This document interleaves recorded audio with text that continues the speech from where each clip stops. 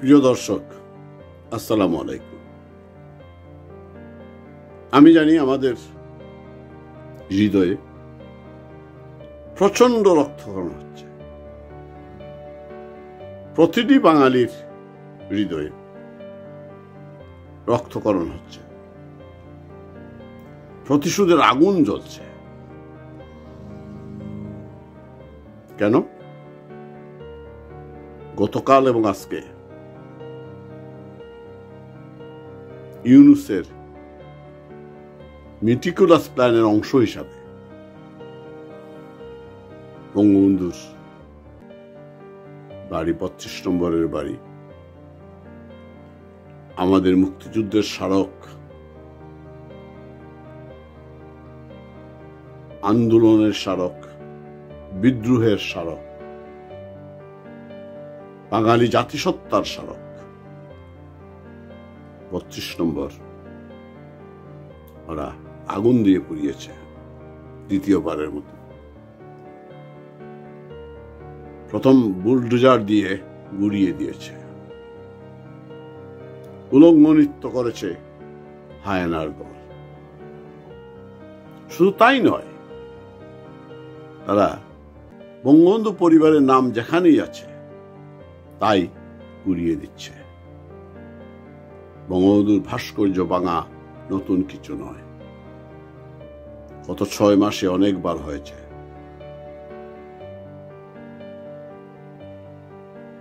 শুধু ৩২ নম্বরই নয়, সুধাসদনী নয়, খুলনার শেখ বাড়ি নয়, বরিশালের শ্রেণিয়াবাদ সাহেবের বাড়িও নয়। সারা দেশে একটা তাণ্ডব, ধ্বংসযজ্ঞ, লুটপাট, আগুন। মনে হচ্ছে দেশটাতে আবার ৭১-এর হানাদার বাহিনী ঝাঁপিয়ে পড়েছে। কি হয়নি? পাকিস্তানরা যেভাবে, হানাদার বাহিনী যেভাবে আমাদের মা বোনের উপরে ঝাঁপিয়ে পড়ত, সেইভাবে আজকে ৩২ নম্বরে একজন মহিলার উপরে যেভাবে অসংখ্য শত শত হায়নারা ঝাঁপিয়ে পড়েছিল, আপনারা সবাই দেখেছেন সামাজিক যোগাযোগ মাধ্যমে, টেলিভিশনে। ধিক্কার জানাই না, জানাতে পারি না, ধিক্কার জানাতে চাই না। আমি এদের কাছে বিচারও চাই না। ওরা কি বিচার করে, আমরা ওদের বিচার করব। ৩২ নম্বর গুড়িয়ে দিয়েছে, দালান, বিল্ডিং, ইটের দালান। ইতিহাস তো গুড়িয়ে দিতে পারবে না, ইতিহাস পুরানো যায় না। প্রশ্ন যেটা ৫ তারিখে, অগস্টের ৫ তারিখে ওরা কেন সারা দেশে আওয়ামী লীগ নেতা কর্মীদের বাড়ি এইভাবে বুলডোজার দিয়ে ভেঙে দিল না? ওরা কেন ৩২ নম্বরে আগুন দিয়েছে কিন্তু গুড়িয়ে দিল না? তার কারণ, তারা মনে করেছিল শেখ হাসিনা দেশত্যাগ করেছেন, আওয়ামী লীগ নেতা কর্মীরা, নেতারা দেশত্যাগ করেছেন, কেউ কেউ জেলে আছেন, অনেকেই পালিয়ে বেড়াচ্ছেন। আওয়ামী লীগের পক্ষে আর ঘুরে দাঁড়ানো সম্ভব না। ওরা ওদের রামরাজত্ব অনায়াসে পালন করতে পারবে, যতদিন ইচ্ছা ক্ষমতায় থাকতে পারবে। আরেকটি পাকিস্তান, বাংলাদেশকে আবার পাকিস্তান বানাতে পারবে। মুক্তিযুদ্ধের পরাজিত শক্তি তাদের শক্ত ঘাঁটি বসতে পারবে। ইউনূস তো এমনি দেশটাকে বিক্রি করে দিয়েছে, সেন্ট মার্টিন বিক্রি করে দিয়েছে। আমাদের কিছুদিনের মধ্যেই ভিক্ষার ঝুলি নিয়ে বেরিয়ে পড়তে হবে। অথচ এই দেশটি উন্নয়নশীল দেশে পরিণত হয়েছে। তারা ভাবতেও পারেনি আওয়ামী লীগ আবার ফিরে আসবে। এতদিন আওয়ামী লীগ বিভিন্ন জায়গায় দেয়াল লিখেছে, কিন্তু কর্মসূচি দিয়ে মাঠে আসেনি। সেই নভেম্বরে দিয়েছে নজরুল দিবসে, বিভিন্ন জায়গায় হয়েছে, কিন্তু সেইভাবে হয়নি। এইবার আওয়ামী লীগ লাগাতার কর্মসূচি দিয়েছে। প্রথমটা 1 তারিখ থেকে 5 তারিখ পর্যন্ত লিফলেট বিতরণ, 6 তারিখ পর্যন্ত সারা দেশে ব্যাপক সাড়া পড়েছে। গ্রেপ্তার নির্যাতন সত্ত্বেও হাজার হাজার কর্মীরা, শত শত কর্মীরা লিফলেট বিতরণ করছে। জনগণ স্বেচ্ছায় নিয়ে যাচ্ছে, লিফলেট গ্রহণ করছে, নিজেরা বিতরণ করছে।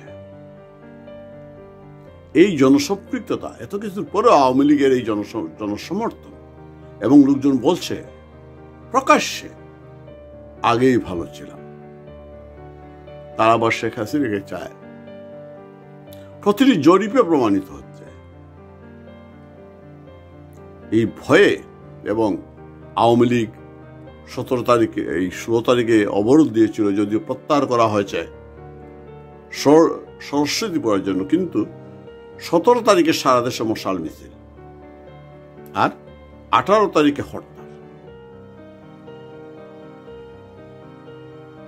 শেখ হাসিনা প্রকাশ্যে এতদিন বিদেশের বিভিন্ন,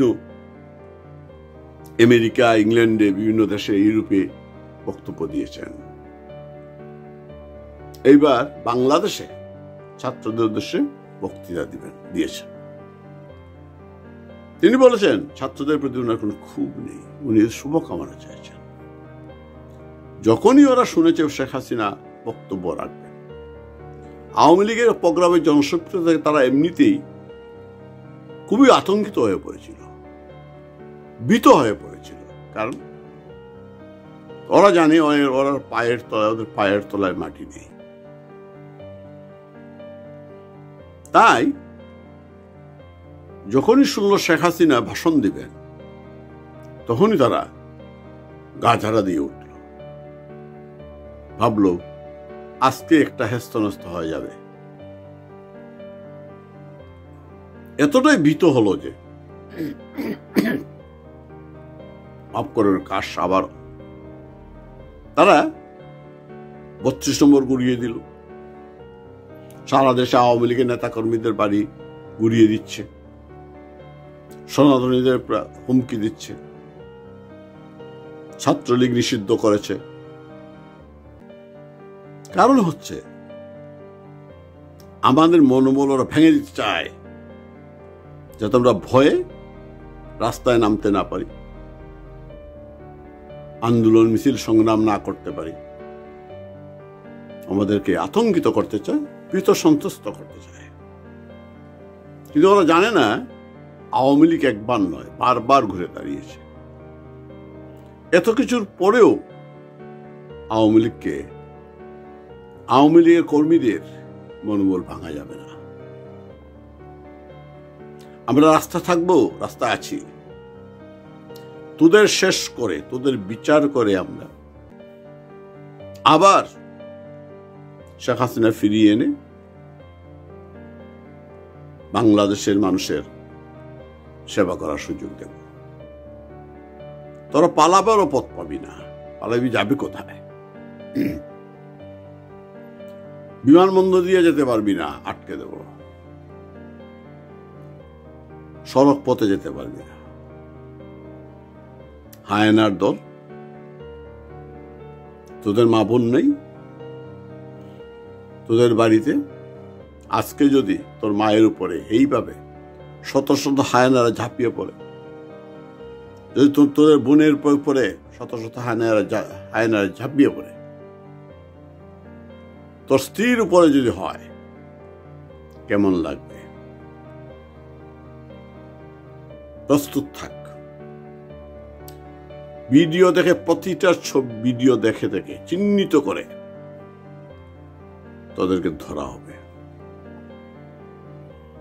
তার আগে ধরা হবে তোদের সর্দার ইউনূসকে, তারপর আসিফ নজরুল,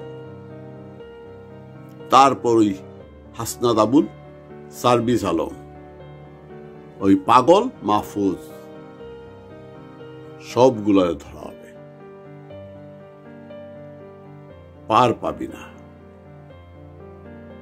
আওয়ামী লীগের কর্মীরা বঙ্গবন্ধু বাড়ি গুড়িয়ে দিল, হৃদয়ে যেখানে বঙ্গবন্ধুকে আমরা ধারণ করেছি, আওয়ামী লীগ কর্মীরা ভীত হবে না, ভীত নয়, মনোবল হারাবে না।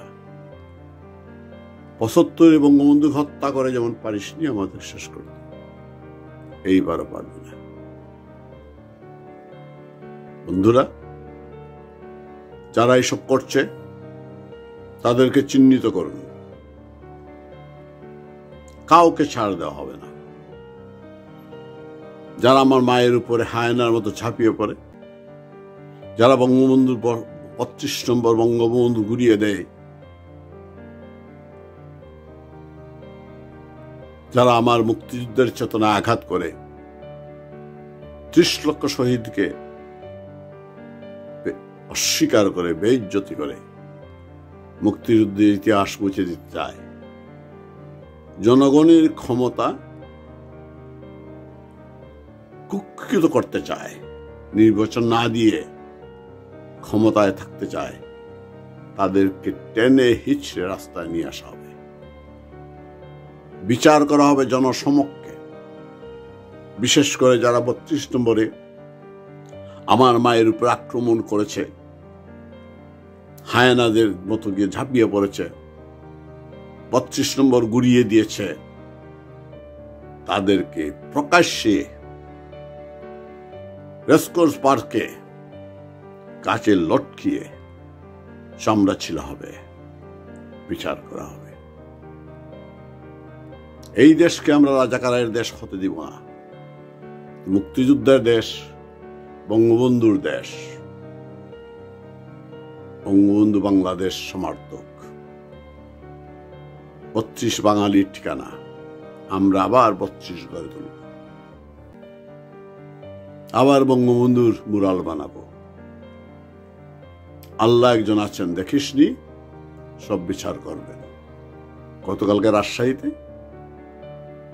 যে মহিলা তার সারাটা জীবন এই দেশের মানুষের মুক্তির জন্য কষ্ট করেছেন, বঙ্গবন্ধুকে সাহস জুগিয়েছেন,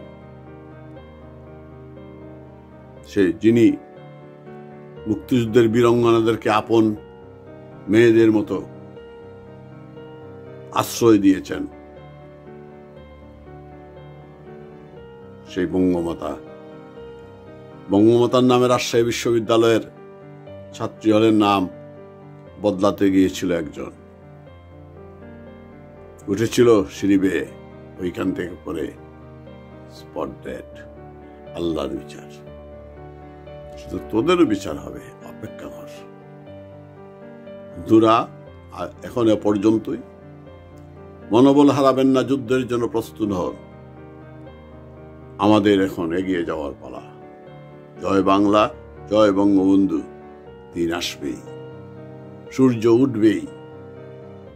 এই দিন নয়, আরো দিন আছে। এই দিনকে নিয়ে যাব সেই দিনের কাছে। জয় বাংলা, জয় বঙ্গবন্ধু। বঙ্গবন্ধু কন্যা, বঙ্গবন্ধু পরিবারের সদস্যদের দীর্ঘায়ু কামনা করি, সুস্বাস্থ্য কামনা করি। আপনারা ভালো থাকুন, সুস্থ থাকুন।